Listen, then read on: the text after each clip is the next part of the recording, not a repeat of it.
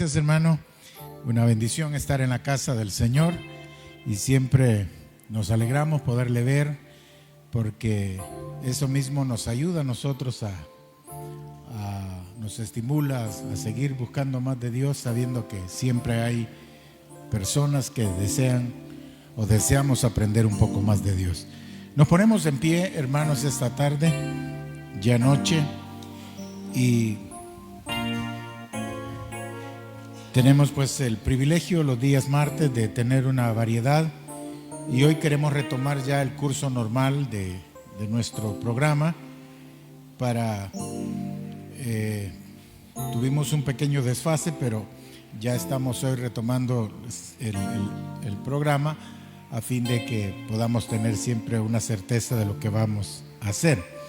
Así que bienvenidos, hermanos. Está con nosotros nuestro hermano Robert para ayudarnos en la cuestión de las preguntas y respuestas, que es, como ya hemos dicho, una manera de poder complementar los estudios que se hacen los días martes y poder evacuar aquellas inquietudes que a veces surgen en el estudio de la palabra, al escucharla, al interactuar con otros hermanos, o preguntas que nos hacen y a veces no tenemos una respuesta a la mano. Así que este espacio es precisamente para poder ir cubriendo ese detalle y poder ayudarnos los unos a los otros. Vamos a orar entonces para pedir la bendición de Dios y poner también en las manos del Señor las peticiones de nuestros hermanos que han enviado, para que también los unamos a la oración a fin de que Dios se glorifique en ellos. Oremos. Buen Dios y Padre que estás en los cielos, Señor, gracias una vez más por el momento maravilloso que tú nos concedes de poder estar en este lugar para adorarte, bendecirte y darte, Señor, la gloria y la honra. Te pedimos, Padre, por estas vidas que mandan sus notas, esperando recibir una respuesta tuya a su necesidad. Sabemos, Señor, que para ti nada es imposible. Por ello, Señor, ponemos estas peticiones para que te glorifiques en la vida de nuestros hermanos y des una respuesta pronta y positiva a la vida de ellos, y que tu nombre pueda ser glorificado. Ayúdanos, Señor, a poder responder de manera adecuada las preguntas de nuestros hermanos. Te pedimos que esto nos sirva de bendición a todos, hasta los que nos oyen o nos ven en la distancia. Señor, gracias por Jesucristo nuestro Señor y nuestro Salvador. Te damos las gracias. Amén. Tome su asiento, hermanos,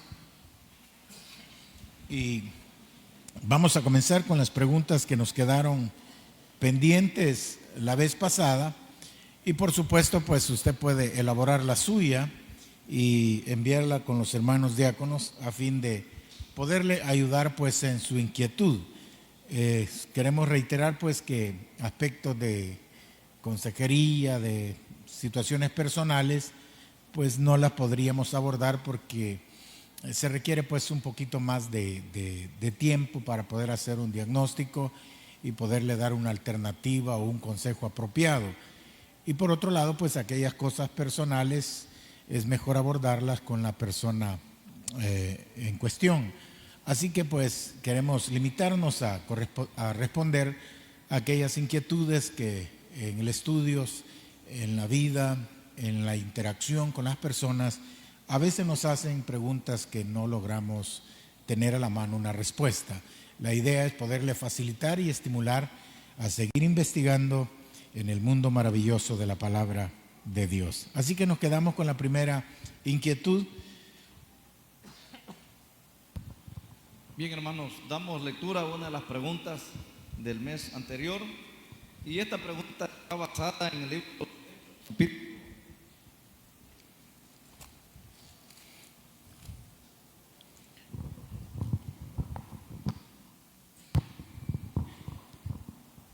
capítulo 8 y el versículo 1 dice así: y Saulo, dice, consentía en su muerte. En aquel día hubo una gran persecución contra la iglesia que estaba en Jerusalén, y todos fueron esparcidos por las tierras de Judea y de Samaria, salvo los apóstoles. La pregunta, hermano, es ¿por qué razón solo los apóstoles no huyeron en esta ocasión? Bueno, lo más probable haya sido de que ellos estaban en una, digamos, convicción plena de que no les iba a ocurrir nada. Y además, pues, dar un ejemplo de firmeza ante una situación crítica. Así es que mientras los hermanos, aunque no necesariamente todos, unos huyeron, no para esconderse, sino para seguir esparciendo la palabra de Dios, los apóstoles pues se quedaron en Jerusalén como representativos, como personas indicadas para seguir dando testimonio del Evangelio de nuestro Señor Jesucristo y de los hechos que ellos testificaban, que Él había resucitado para, digamos, la salvación de aquellos que creyeran en Él. Entonces, por este momento, pareciera ser que los apóstoles se mantienen firmes y no se ven en la necesidad pues de huir a otras localidades, a pesar pues de que la gran persecución que se menciona era fuerte y posiblemente pues influyó en algunos hermanos que tuvieron que partir. Pero los apóstoles pues dieron muestras de su fe y de su resistencia y no se esparcieron, es decir, no se movieron de Jerusalén por causa de la persecución. Sí se sabe que ellos tuvieron que salir en algún momento de Jerusalén, pero para dar testimonio a otras naciones o otras ciudades. Así que por el momento o para este primer oleaje de persecución, ellos lograron mantenerse firmes, inamovibles en Jerusalén, pero más adelante pues por lo menos algunos relatos históricos se mencionan que ellos o muchos de ellos salieron a dar testimonio fuera de Jerusalén o a otras ciudades. Pero en este caso pues ellos se mantienen firmes como una luz en medio de Judea y de Samaria y de todos los alrededores. Así es que le hacen frente a la persecución y por supuesto pues no hubo hechos que lamentar, aunque más adelante se va a ver cómo la persecución va arreciando y pues Pedro se ve prisionero, también Jacobo es asesinado y así pues la persecución agudiza, pero en este momento del capítulo 8 ellos logran mantenerse firmes, dando testimonio de la muerte y resurrección de nuestro Señor Jesucristo. Amén. También tenemos otra pregunta acá, dice, hermano, quisiera saber si la iglesia de hoy verá la apostasía, o sea, si los hijos de Dios veremos la apostasía, o solo los que se queden en la gran tribulación. Bueno, dependiendo a qué se le llame apostasía, ¿verdad? Si se le llama apostasía al personaje que la Biblia describe como el anticristo, es decir, la esencia de la apostasía, pues evidentemente no. Pero si se le llama apostasía a aquellas corrientes, digamos, heréticas que ya están en boga, que ya están funcionando, que son pues formas de expresión raras, digamos, contrarias a lo que es la palabra del Señor, entonces el ministerio ya del anticristo ya está en funciones, es decir, ya está caminando, está formando adeptos, está preparando el escenario para que cuando el anticristo aparezca o la apostasía, esencialmente hablando, ocurra, entonces va a ser solo su aparición, pero el andamiaje, la preparación es algo que ya está en curso. Y como recuerde usted que el periodo de la gran tribulación va a ser corto, es decir, no va a ser de años tras años, de décadas, simplemente van a ser 7 años, es decir, casi un periodo presidencial en algunos países. Entonces, pero ese periodo va a ser suficiente para desarrollar pues aquellos proyectos o eventos que ya están establecidos en la palabra. Entonces, si la apostasía a la cual usted menciona se hace referencia a los movimientos y al andamiaje que ya el anticristo está, digamos, llevando a cabo a través del ministerio de la iniquidad, Entonces ya estamos viéndolo, son los movimientos ateos, los movimientos contradictorios a todo el orden que Dios ha establecido. Pero si se le llama apostasía al personaje esencialmente del anticristo, pues obviamente la iglesia no lo va a ver, porque ya tendría sus 3 años por lo menos de estar en la presencia del Señor. Entonces todo depende pues a qué se le llame apostasía. Dice esta otra pregunta: ¿por qué Dios no dejó a Moisés que pasara la tierra prometida, sino que solamente lo dejó que la conociera, o sea, que la viera de lejos? ¿Cuál fue la razón?, dice el hermano. Bueno, la razón que la Biblia menciona en el aspecto de Moisés es porque él no le glorificó en el agua de las rencillas. Ese fue el detalle por lo cual Dios lo sancionó con no dejarlo pasar. Obviamente, pues todo ese plan responde a los propósitos gloriosos que Dios tenía. Pero esa es la razón que la Biblia establece para que Moisés no pasara. La Biblia dice que Moisés insistía en querer pasar, pero Dios le dijo, pues no puedes pasar, más te permitiré verla, pero no pasarás. Así que eso es lo que la Biblia dice, que fue porque él no le glorificó en el agua de las rencillas. Así que esa fue la razón que la Biblia establece, que él cometió ahí una pequeña falta contra los designios que Dios había establecido, y eso fue pues la causal que Dios usó para no dejarlo pasar a la tierra prometida, pero sí la pudo ver. Además, pues que tuvo el privilegio de que Dios mismo lo enterrara, lo sepultara, cosa que no es para nada despreciable. Bueno, dice esta pregunta: cuando el Señor Jesús dijo, deja que los muertos entierren a los muertos, ¿qué quiso decir? Bueno, lo que pasa es que el Señor estaba usando, digamos, una realidad que todo el mundo conoce de lo que es la muerte, lo que nosotros conocemos la muerte física. La muerte física es la separación de la parte inmaterial del hombre de la parte material. Es decir, el hombre tiene dos naturalezas: la naturaleza física, material, que es la que vemos, las venas, huesos, carne, tejidos, sangre, etcétera, de la parte inmaterial, que tiene que ver con el alma, el espíritu, conciencia, corazón y otros, digamos, componentes espirituales. Entonces, la separación de esas dos naturalezas se le llama muerte, mientras que la parte material se desintegra y vuelve a la tierra, tal como la Biblia lo dice, polvo eres y a él volverás. La parte espiritual, pues, dependiendo de su relación con Dios, puede quedarse en el Seol o puede estar actualmente en la presencia del Señor. Entonces, su parte inmaterial queda pues intacta, ¿verdad? A eso se le llama la muerte física. Pero también existe la muerte espiritual.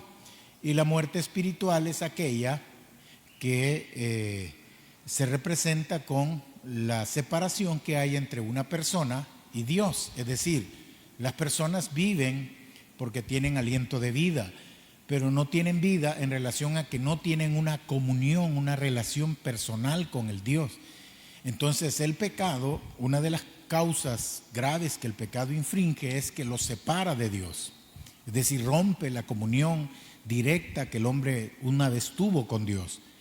A eso se le llama la muerte espiritual. Entonces el Señor combina este término de muerte, que es separación entre lo físico y lo espiritual, de la relación entre Dios y el hombre. Entonces, si el hombre está muerto espiritualmente, eso quiere decir que no tiene relación con Dios, aunque tenga religión. Pero el hombre puede estar muerto físicamente. Entonces quiere decir que un hombre muerto espiritualmente puede enterrar a otro hombre muerto físicamente. De ahí que un muerto espiritualmente puede enterrar a otro muerto físicamente, que es lo que uno ve en los cementerios o en los lugares donde se hace pues el funeral, ¿verdad? Que es el depósito de los restos mortales de alguna persona. Entonces, a eso se refería el Señor: los muertos enterrando a muertos, muertos espirituales enterrando a muertos físicos, ¿verdad? Y está la tercera clase de muerte, que es la muerte segunda. La muerte segunda es la total separación de Dios y el hombre por toda la eternidad. Y esto pues se describe en el libro de Apocalipsis, cuando la Biblia le llama la muerte segunda, es decir, cuando las personas van a ser arrojadas a lo que se conoce como el infierno o el lago de fuego y azufre, que dice la Biblia es la muerte segunda, ¿verdad? Así que a eso se refiere, muertos espiritualmente, enterrando a muertos físicamente. Bueno, aquí está una pregunta bastante complicada.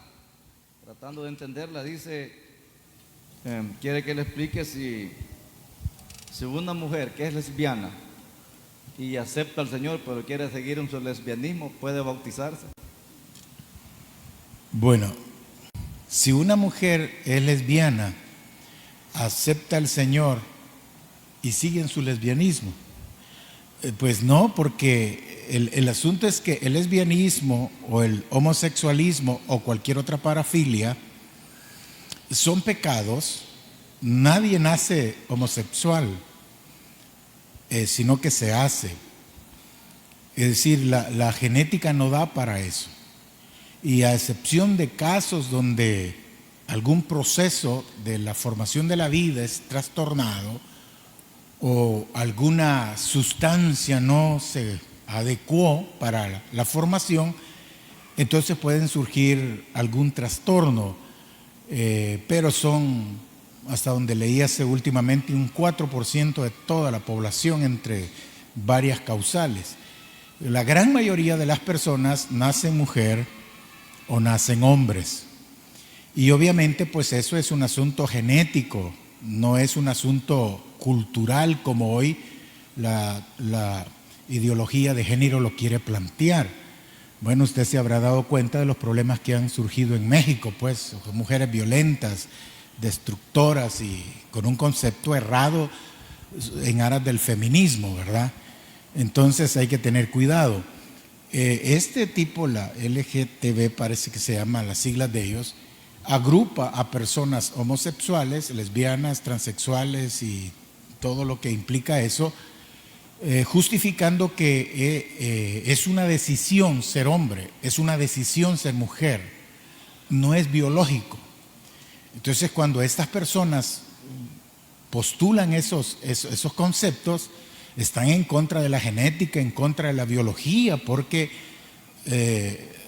no hay un tercer sexo, pues, no existe.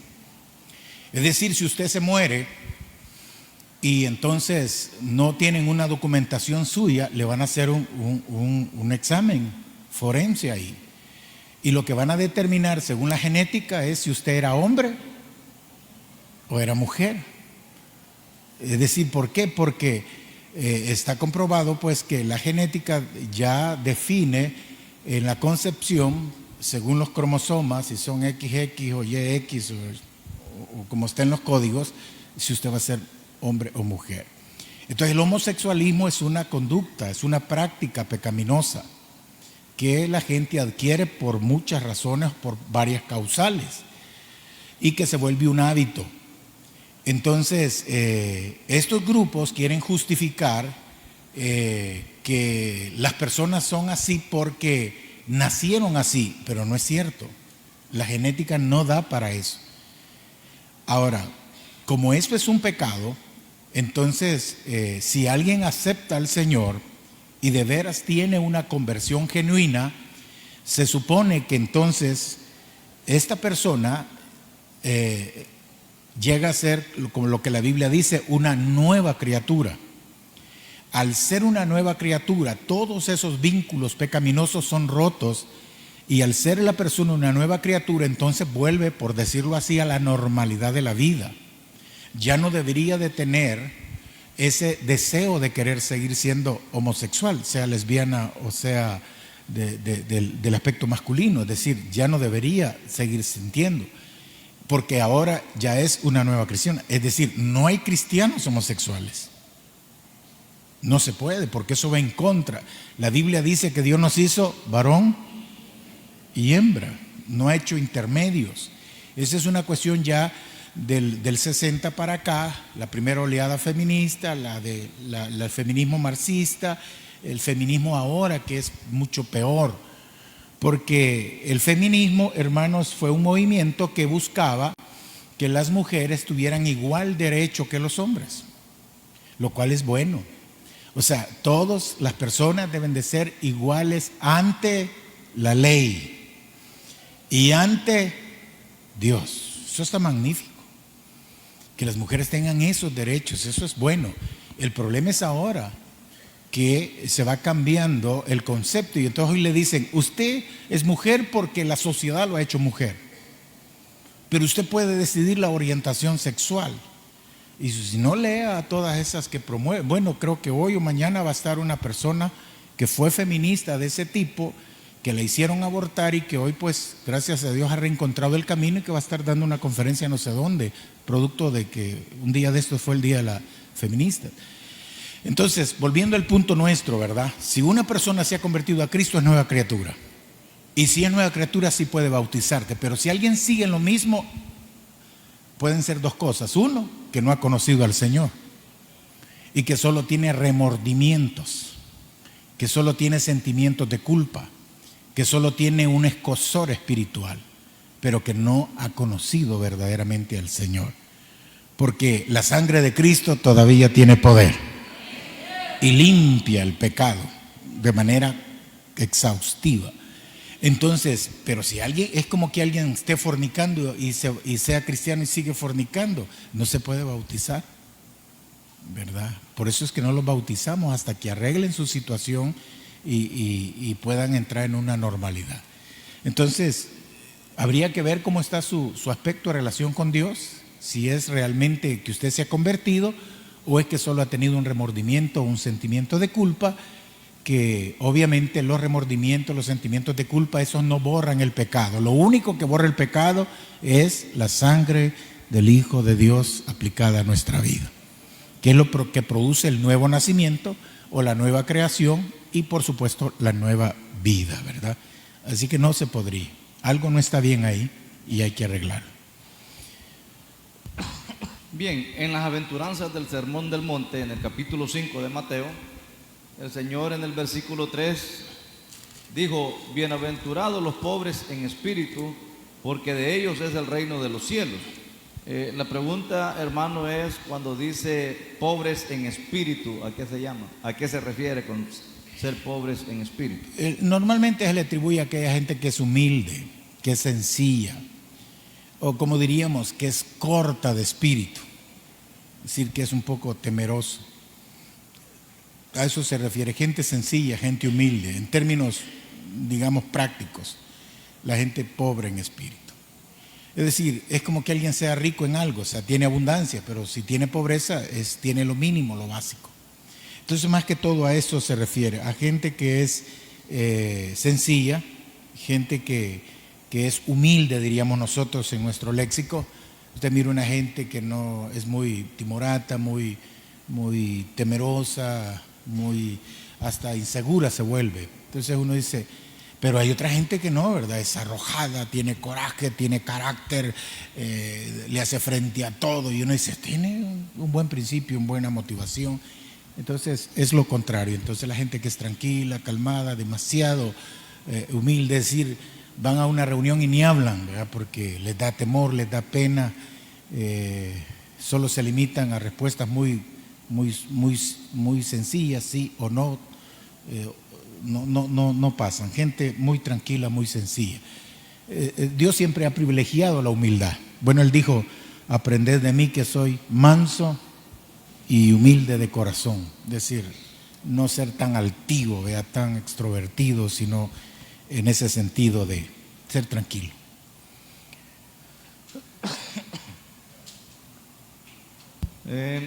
Dice acá el hermano o hermana, una tía me preguntó que si quién gobierna el mundo, pero dice que no puedo contestar.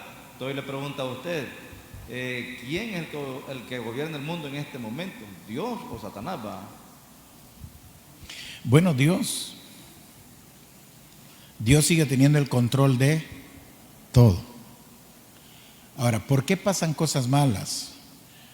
¿Por qué suceden cosas que van en contra de Dios? Porque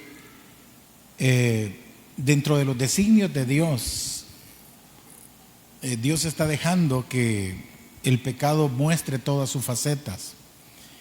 Es decir, Dios ha dejado al mundo como que le ha dado pita, le ha dado anchas para que las personas expresen y reflejen lo que son. Pero eso no quiere decir que Dios no esté en control, que Dios no tenga control ni dominio. Por supuesto que lo tiene. Obviamente, aparentemente, Satanás tiene cierta ventaja de movilidad, de propósito, pero aún Satanás mismo está bajo el dominio mismo de Dios. O sea, al final de las cosas, todo lo que ocurre es una permisibilidad de Dios. Dios lo permite dentro de sus propósitos, que a veces nos cuesta entender por qué el mal existe, por ejemplo, por qué el mal se propaga, por qué el pecado es una realidad. Y Dios no lo encubre, es decir, Dios sabe que eso es una realidad. Es más, el pecado le ha costado a Dios un gran sacrificio, que es el de su Hijo. Y ha tenido que hacer grandes sacrificios, pero Dios tiene un propósito y Él sigue gobernando. Hay un librito que, si lo puede conseguir, es muy antiguo, se llama La Soberanía de Dios.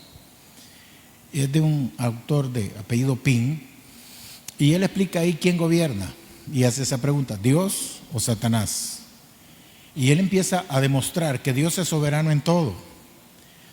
Por ejemplo, Dios es soberano en la oración. ¿Por qué Dios es soberano en la oración? Porque Él contesta las oraciones que Él quiere, no las que no quiere. Dios es soberano en la salvación porque Él salva a los que Él quiere. Y así pudiéramos seguir hablando, pero si lo puede conseguir, búsquelo, le va a ayudar mucho a conocer quién es. Entonces, en términos concretos, Dios está en control de todo, aunque hoy aparentemente nosotros vemos que no. Pero todo va según el plan de Dios. Y si usted ha venido los días viernes, estamos estudiando el Evangelio de Lucas, se va a dar cuenta que Jesús pudo haber sido liberado, porque los jueces, tanto Herodes como Pilatos, lo encontraron inocente. Pero mire cómo los judíos influyeron a que Cristo muriera, porque ya estaba profetizado que el Hijo del Hombre iba a ser entregado en manos de gentiles y que iba a ser muerto, pero que al tercer día iba a resucitar.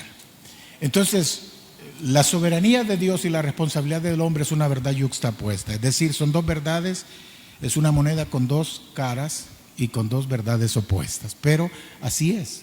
Dios sigue gobernando en los cielos y la tierra y lo que está debajo de la tierra. Él sigue gobernando, aunque Él sabe cómo lleva estas cosas. A veces uno se aflige que, ¿será que Dios se ha dormido? No, Él no se duerme ni se adormece. Él está siempre contento en su trono de gloria, ¿verdad? Así que Dios sigue gobernando, a pesar de los pesares. Bueno, hoy solo preguntas buenas han venido. Dice, mi pregunta consiste que si después del rapto, cuando Dios levante sus escogidos, los que quedaron podrán tener salvación, es decir, ¿habrá una segunda oportunidad para llegar a ser salvos?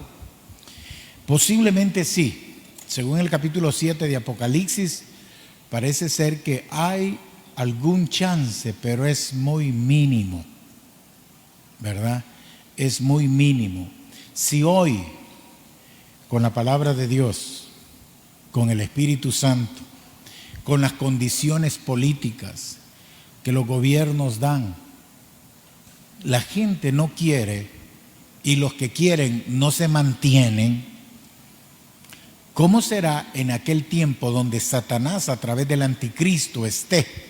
Y dice la Biblia que este individuo se va a levantar contra todo aquello que es objeto de culto, es decir, quien ande haciendo cultitos a quien sea, lo va a matar, lo va a perseguir, no van a poder comprar, no van a poder vender. Entonces, sí, la Biblia parece ser en el capítulo 7 de Apocalipsis que hay una multitud, pero estamos hablando del mundo, que va a lograr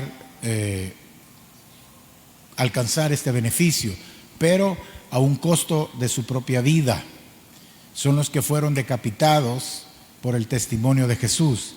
Entonces, si hoy nos cuesta con las mejores garantías el Espíritu Santo, la palabra de Dios, la libertad de culto, etcétera, imagínese cuando el sistema esté en contra de todo este tipo de actividades. Va a ser sumamente difícil.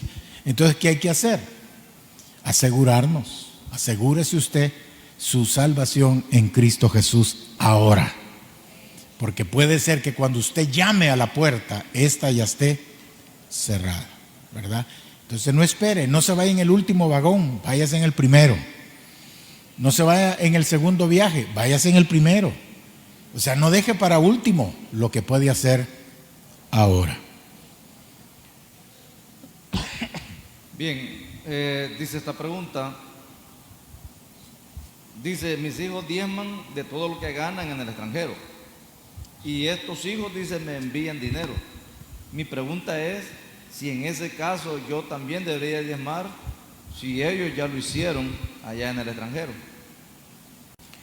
Bien, lo que ocurre aquí es que las relaciones con Dios son personales. Usted no puede comer por otro. Usted tiene que comer por usted. Sus hijos han diezmado conforme a la voluntad de Dios y Dios los va a bendecir a ellos porque están poniendo en práctica la palabra de Dios. Pero si usted quiere que Dios lo bendiga en esa medida, hágalo usted. De lo que Dios le da a usted. O sea, nadie debe diezmar de lo ajeno. Debemos de diezmar de lo nuestro. El diezmo se dice, de todo lo que me dieres a mí. Entonces, es personal, hágalo usted, porque la bendición va a ser para usted, ¿verdad? Así que piénselo y vea que es personal. Eso es como la salvación. El hecho que Dios haya salvado a un padre o una madre no necesita que yo voy a estar confiado. Como es mi mamá y mi mamá me va a llevar a mí. En las relaciones con Dios son personales. Es entre usted y Dios, ¿verdad? Entonces, si sus hijos lo hacen, es como el dinero que uno le da a la esposa, ¿verdad? Uno se lo da a ella, pero en su relación de ella con Dios, lo tiene que hacer. ¿Cuántos quieren que Dios los bendiga? Hágalo usted. Y si usted lo hace, Dios no le va a fallar como nunca ha fallado a quienes les buscan y le obedecen de verdad. Bueno, aquí viene una pregunta en el caso de Caín, que dice, hermano, mi pregunta es sobre la esposa de Caín, el hijo de Adán y Eva. ¿Quién era ella? ¿De dónde salió? Si en esos momentos solo había sido creados Adán y Eva y sus hijos. Lo que pasa es que eso es lo que usted lee en los versículos uno a las del otro, ¿verdad? Pero realmente lo que ocurre es que hay mucho tiempo. O sea, por ejemplo, cuando uno lee ahí que nace Caín, usted va a ver cómo el tiempo no está cronometrado. Dice, conoció Caín a su mujer Eva, la cual concibió Dios a luz a Caín, y dijo, por voluntad de Jehová lo he adquirido. Después dice que dio a luz a Abel, y fue Abel pastor de ovejas, y Caín, ¿qué fue? O sea, ¿cuántos años pasaron ahí? O sea, ya se miran mayores, incluso con su profesión, porque uno era agricultor y el otro era pastor de ovejas. Y usted los ve ya en el 4, ya como adultos trabajando y actuando. Entonces, la Biblia no lleva un registro de manera cronológica, es decir, día tras día, mes tras mes, año tras año. Solo es muy concreto. Entonces lo que ocurre es que entre ellos hubieron muchos más hijos que no están registrados. Solo están registrados, bueno, en la cultura judía casi solo se registran los varones. Nunca se registran las hembras. Así que si usted mira en el capítulo 5 de Génesis, dice: vivió Adán 130 años y engendró un hijo a su semejanza y conforme a su imagen, y lo llamó su nombre Set. Este ya es el tercer hijo, porque el primero fue Caín, el segundo fue Abel y este es Set. Pero lo interesante que dice: y fueron los días de Adán después que engendró a Set. ¿Cuántos fueron? 800 años. Pero oiga esto: y engendró hijos e hijas. Pero fíjese que Adán ya tenía 130 años cuando engendró su tercer hijo. O sea, no se menciona a Caín, que fue el primero, ni a Abel, que fue el segundo, según el 4. Entonces, ¿qué ocurre? Que pasaron años, cientos de años. Y si usted hace una mínima, por ejemplo, hoy está peor, ¿verdad? Porque hoy a los 15 años ya son padres. Y hay mamás que tuvieron sus hijos tan luego que se parecen como que fueran hermanos. Por ejemplo, una madre que ha tenido un hijo o una hija a los 15 años, cuando ésta venga a tener 30 o 25 y su hija tenga por ahí por lo mismo, o sea, 15 años, van a estar casi iguales. Lo mismo ocurría en ese tiempo. O sea, Adán engendró muchos más hijos que no los tenemos registrados. Y de esos mismos hijos, porque eran los primeros hombres, se comenzó a poblar el mundo. Por supuesto, Dios hizo provisiones para que no afectara la consanguinidad. Fue hasta allá en el libro de Levíticos, que ya cientos y miles de años después, fue que ya se reguló que no podía haber matrimonio dentro de o entre parientes cercanos. No podía haber por problemas ya de la consanguinidad. Pero en esa época no, ¿verdad? Y si usted sigue leyendo acá, se va a dar cuenta que ahí dice que andando el tiempo, es decir, transcurrió tiempo suficiente como para que hubieran hembras que fueran o pudieran ser la esposa de Caín. Y inclusive usted ve que la Biblia dice que Caín salió a la tierra de Nod, que construyeron ciudades. En el 17 dice que edificó una ciudad. ¿Cuánto se lleva una persona para edificar una ciudad? Son años. Yo creo que Aguilares, ¿cuántos tiene? Yo creo que ya pasamos el centenario. Pero si estuvieran los padres Aguilar, ¿cuánta gente cree que habría? Si era un cantón. Pero 100 años después es una ciudad. ¿Con cuántas personas? Con un montón de gente. Nativas y que han venido, y que otros que hemos emigrado. Entonces, al leerlo así, versículo a versículo, uno siente que no había tiempo, pero sí hay tiempo. Hubo suficiente tiempo como para que la raza pudiera multiplicarse. Así que fue desde la misma familia que se multiplicó la tierra hasta que ésta creció, porque esa fue la orden de Dios. Multiplícate, fructificad y multiplicaos sobre la tierra. Y esa bendición, por supuesto, hizo que el mundo pudiera repoblarse. Y la segunda vez que vemos en la Biblia que el mundo se vuelve a repoblar, se hace ya con 4 familias más. Es decir, cuando fue el diluvio en el capítulo 6, la tierra quedó otra vez reducida a unas pocas personas. Solo fue Noé, su mujer, los hijos de Noé, Sem, Cam y Jafet, con sus mujeres, 4 parejas. De esas 4 parejas se volvió a multiplicar la tierra en un corto tiempo. Así que la multiplicación de la raza humana siempre ha sido muy buena.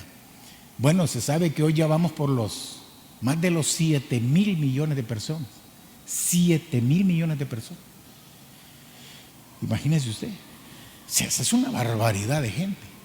Tanto que ya los recursos no están alcanzando, ¿verdad? Como el agua, la tierra para vivienda, etcétera. Porque estamos demasiado. Y esto que se mueren miles de miles.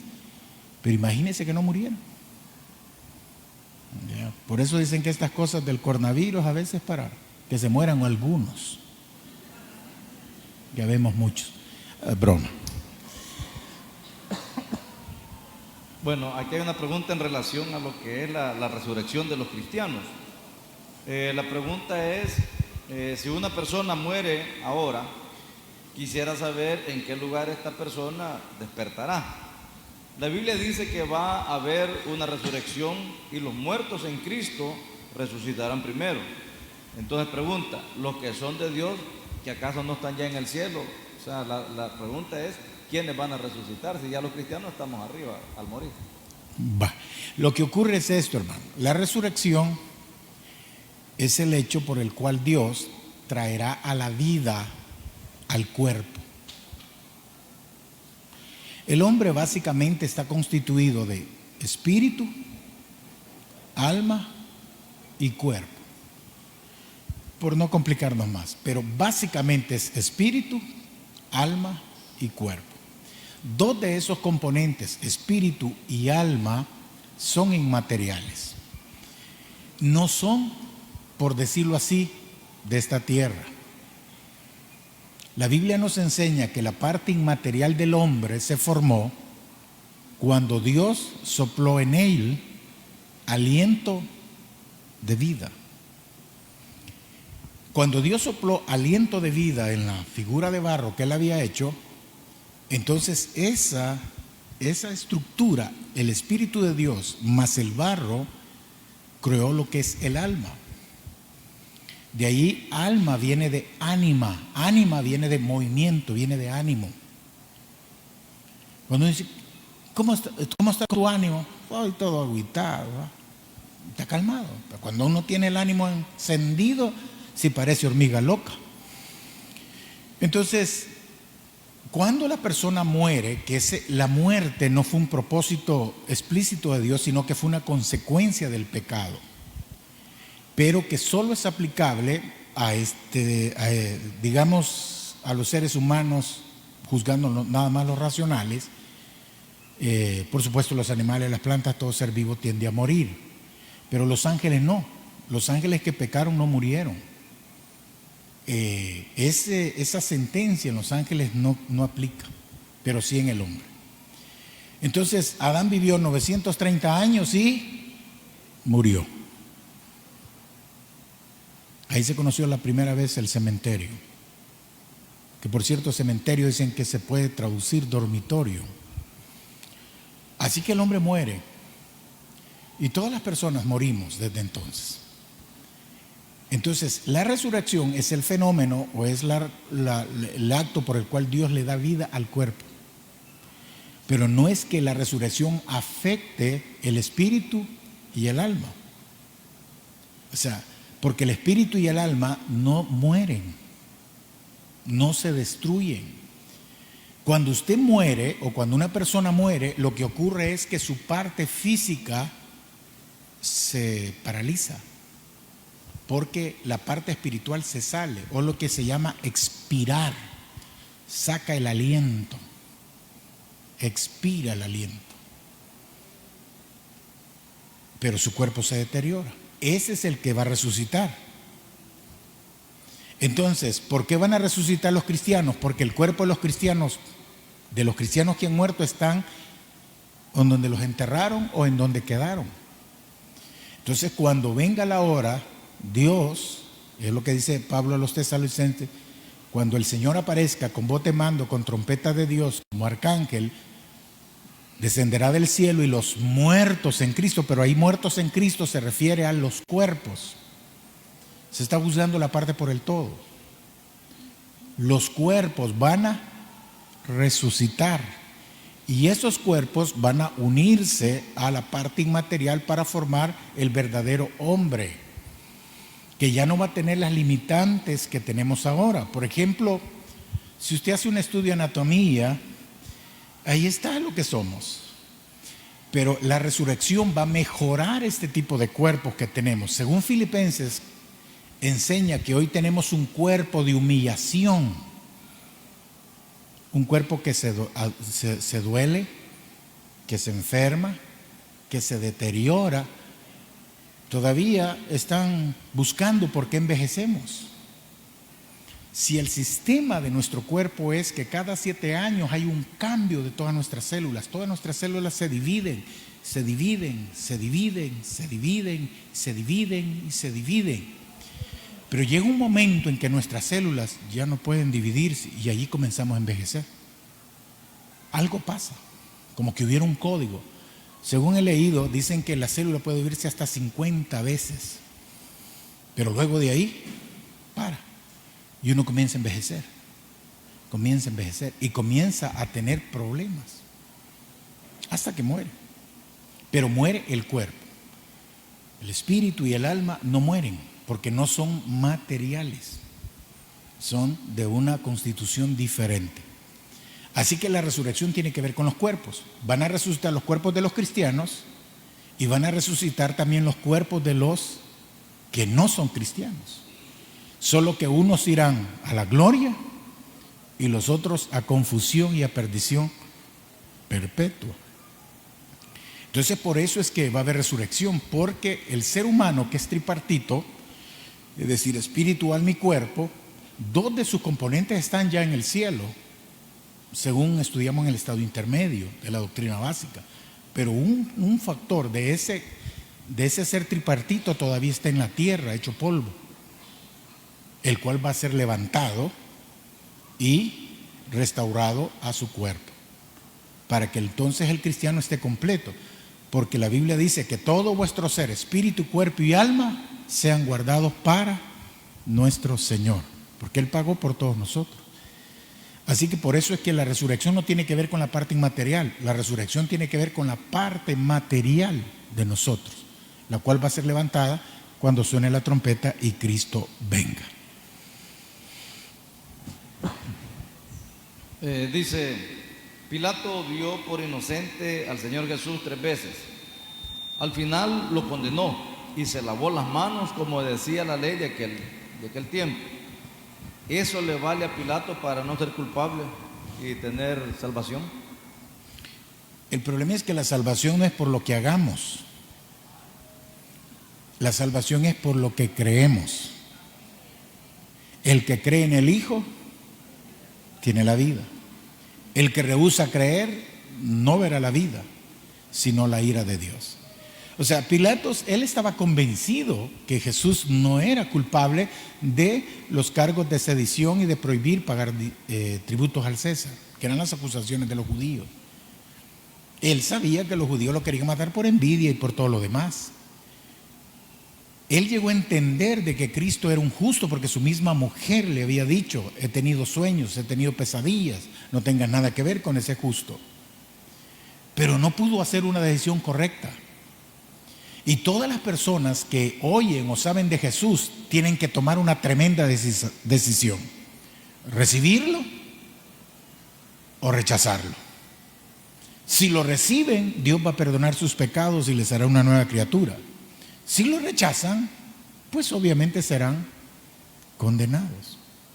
Hay tradiciones que dicen que Pilato se arrepintió, pero la Biblia no lo dice.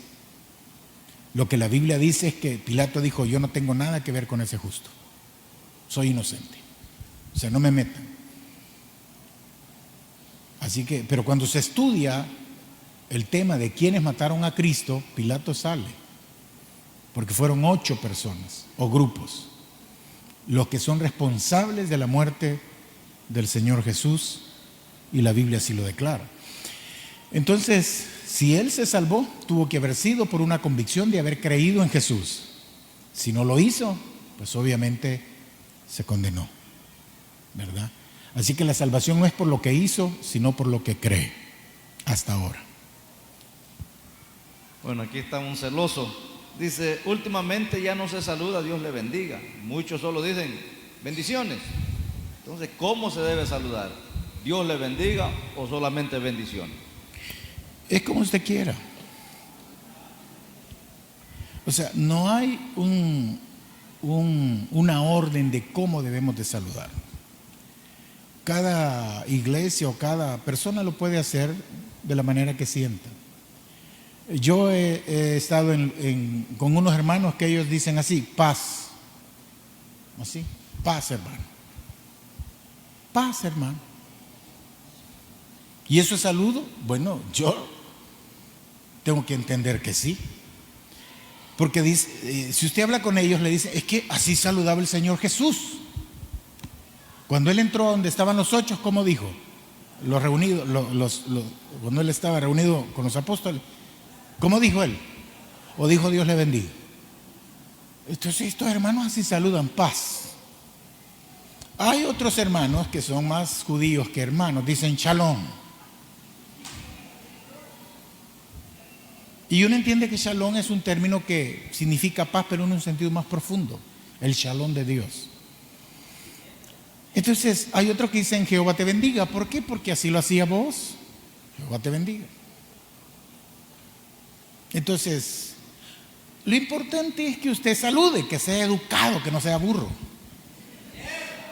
O sea, eso es lo importante, que usted salude. Usted puede decir buenas tardes, buenos días, gusto verlo. Pero hay gente que es burra, es maleducada. Saludan a uno y al que está a la par no. Saludan al hermano y a la esposa no. Esa es mala educación, hombre, vaya a la escuela. Entonces, lo importante es saludar y que el saludo sea con el mejor de sus deseos. Ya sea que le diga paz, Jehová te bendiga, que le dé la mano. Hoy con el coronavirus vamos a hacerle así, ¿ve? ¿Se ha fijado que ya van a empezar a presionar? En Italia, por ejemplo, ya prohibieron todo. Porque están haciendo una exageración, hermanos, y según a no ser que hay otra cosa que no nos quieren decir. Pero ese coronavirus es como que usted tenga gripe. Ahora, si usted tiene más de 70 años, aflígase un poquito. Si usted tiene de 2 años para abajo, sí, porque no está tan preparado inmunológicamente. Pero es como un catarro. Sabemos que hay virus más letales que este coronavirus. El SARS, el H1N no sé cuánto, es igual de letal, andan arriba del 30 y estoy hablando por 2, 5 o 3. O sea, no sé por qué tanta alarma. Ahora, que sí se contagia rápido, pues tal vez sea, pero mejor así nos inmunizamos, ¿verdad? Pero hay que estar preparado con Dios y con todo y tomar las precauciones, por supuesto, pero no crear ese pánico que ahora hay, ¿verdad? Que si seguimos así, hermanos, vamos a quebrar económicamente. Porque paralizan todo. Se va a venir abajo todo. Ya las empresas de aviación están quebrando. La bolsa de Nueva York está quebrando, pero más por la guerra de Irán, de Arabia Saudita con Rusia, con la cuestión del petróleo, ¿verdad? Pero esto es terrible, hermano. Terrible por la forma en que está llevando, como que es una cosa más malévola en el sentido político. Pero Dios nos guarde y nos ayude. Vamos a esta otra pregunta. Hermano, dice Dios le bendiga. Mi pregunta es, ¿puede una persona cristiana ser poseída por un demonio? Si es cristiana verdadera, no. Satanás puede influenciar, puede tentar, puede llenar nuestro corazón de cosas. Él lo quiso con Ananías. ¿Por qué permitiste que Satanás llenara tu corazón? Con codicia. Entonces sí puede hacer, pero no puede, porque poseer es control, dominio absoluto. Eso no lo puede hacer, porque la sangre del Señor está con nosotros. Pero que Satanás nos puede tentar, sí. Que puede meternos dudas, dardos de fuego en nuestra mente, sí. La Biblia dice que hay que ponernos la coraza, el yelmo de la salvación, es decir, cuidar nuestros pensamientos, que cuidemos nuestro corazón. Bueno, ahí está toda la armadura de Dios en Efesios 6. ¿Puede lanzar dardos de fuego? Por supuesto que sí, pero no puede poseernos, porque la Biblia dice que cuando nosotros creemos en el Señor Jesucristo, somos sellados por el Espíritu Santo. Ese sello es un sello de posesión y propiedad. Es como una marca que no se puede no se puede hacerle fraude, no se puede violar. Entonces, si usted tiene ese sello, no lo puede poseer. ¿Verdad? Juan dice que el maligno no le toca, o sea, no lo usa en el sentido posesivo. Sí puede influenciarlo, sí puede presionarlo, sí puede emboscarlo, etcétera, pero no puede poseerlo, porque ya somos del Señor, ¿verdad? Así que no se puede. Va. Dice, hermano, una pregunta. Cuando uno ha tenido un bebé, una hermana, ¿verdad? Siempre hay que hacer un culto de acción de gracias. Quiero su respuesta, por favor. No, hermano. O sea, es que mire, la gente quiere hacer culto de acción de gracias, pero ellos no les dan gracias. O sea, si usted me invita a un culto de acción de gracias, lo que la gente quiere es que uno predique y haga un culto. A veces nos agarra mucho de andar culto y culto y culto. Si usted quiere hacer un culto de acción de gracias, es porque usted está agradecida y quiere hacerlo manifestar. Pero a veces uno va a predicar ni sabe de qué. Es acción de gracias, pero ¿de qué? No sé. Eso no quiere decir que si usted pues se siente agradecida con Dios porque le dio una casa, le dio un regalo, pues eso lo puede hacer, pero dele gracias a usted. Entonces, no es obligación. Lo que la Biblia sí dice es: sed pues agradecidos con Dios. Y la gratitud no solo debe mostrarse en el culto, debe mostrarse siempre. ¿Cuántos están agradecidos con Dios? Sigamos estando agradecidos con Dios y sigamos actuando como agradecidos con Dios. No necesariamente usted tiene que hacer un culto por cada cosa. Ahora, si lo quiere hacer está bien, pero sea usted el que dé testimonio, ¿verdad? Diga, hermanos, pues yo estoy aquí por esto y esto, soy agradecido con Dios por esto y esto. Así sería un culto. Porque usted está demostrando su gratitud, su familia, por lo que Dios le haya dado, etcétera. Eso es válido. Y así debería ser. Pero lo mejor sería que siempre nos sintamos agradecidos con Dios. Dice la Biblia así: el que come, ¿qué hace el que come? Le da gracias a Dios porque come. Y el que no come, ¿qué tiene que hacer? Pero no lo hace. El que no come debe de dar gracias a Dios. ¿Por qué? ¿Y cómo siente eso? ¿Cuántos lo hacen? No, lo que hacen es enojarse, qué barbaridad. Dios a saber dónde está. Hoy me ha ido peor que ayer. No, la Biblia dice que hay que dar gracias a Dios aún cuando no comemos. ¿Se reventó la cabeza hoy? ¿Qué tiene que hacer? Gracias, Señor, por este porrazo. No se me abrió más, por eso te doy gracias. ¿Le zamparon un trompón? Si se lo merecía, dele gracias a Dios, me lo merecía. ¿Me explico? Hay que darle gracias a Dios por todo, sea bueno o no sea bueno. Nuestra gratitud debe ser. ¿Y por qué le damos? Hermano, si usted se cayó y solo se quebró, dele gracias a Dios que solo se quebró. Pudo haberse matado. O sea, uno a veces no mira el daño mayor que pudo haber tenido. Como dijo alguien, gracias a Dios que solo fui bolo. Dijo. Sí, digo, pude haber sido afeminado. ¿Me explico? Entonces usted fue esto, fue lo otro, dele gracias a Dios que solo fue eso. Pudo haber sido peor. Entonces démosle gracias a Dios por todo. Hermanos, si algo no está bien, pues bueno, gracias Señor, tú estás en control, tú sabes por qué me llevas, tú sabes qué buscas en mí, ayúdame a entender tu propósito y ajustarme a tu voluntad. Y ahí va. Y va a ver que usted va a ser una persona feliz siempre, porque le da gracias a Dios en todo. Amén. Así que lo dejamos hasta acá y oramos. Padre, te